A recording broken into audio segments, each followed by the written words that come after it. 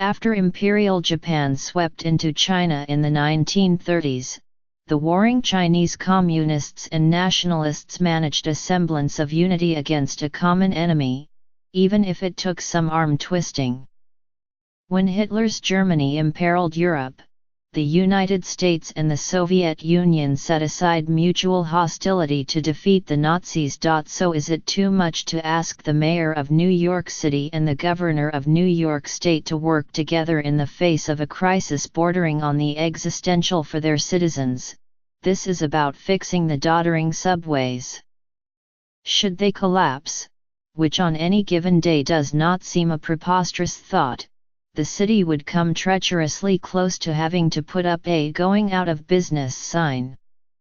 The state might as well then summon the clergy to perform last rites on its own economy. But instead of desperately needed unity, we have two leaders and their surrogates engaged in a fruitless back and forth over who is historically responsible, who owes how much money, and who got us into this mess. Warring between mayors and governors is as natural in New York as jaywalking. But the tough guy act performed, each in his own way, by Gov. Andrew Cuomo and Mayor Bill de Blasio is singularly corrosive because the welfare of nearly 6 million daily subway riders is at stake. It is shocking how little progress on bridging differences has been made since the governor declared a state of emergency 7 months ago. It feels like Groundhog Day, only far less entertaining, with the same points made over and over. Each side seeks to bolster its case by hauling out documents so old and long ignored that they are about as relevant to this emergency as the Dead Sea Scrolls. Each also has a knack for getting under the other's skin, needlessly so. Mr.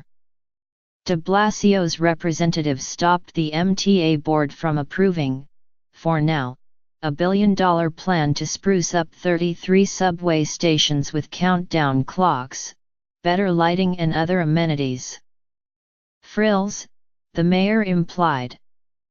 Spoken like someone who doesn't appreciate how tired riders are of stations that look like the ruins of Stalingrad. For his part, Mr. Cuomo has elbows sharper than Freddy Krueger fingers, and he keeps swinging them. He proposed creating special tax districts in neighborhoods where property values go up because of new transit projects like the 2nd Avenue subway. The goal would be to capture increased property tax revenue to benefit the M.T.A. The concept is not without merit. If real estate is worth more because a subway is nearby, why not peel off some of the wealth to keep the rails in shape? But in typical fashion, the governor went off on his own, suggesting this without first cluing in the mayor and his aides, who need that same revenue for their own budget. Naturally, they pushed back. Ultimately, it is the governor who bears responsibility for the transit system and its governing board, which for too long sat by while money dribbled wastefully away. That was underlined by a recent Times series showing, for example, how a single mile of new track cost 7 times the global average. How do we know Mr. Cuomo is where the buck stops? Because he said so himself, pointing to number 1 when he asked, "You know who runs the M.T.A.?" That was at the end of 2016, when he basked in the limelight as the man officially opening brand new 2nd Avenue subway stations. But Mr. de Blasio has an important role to play as well.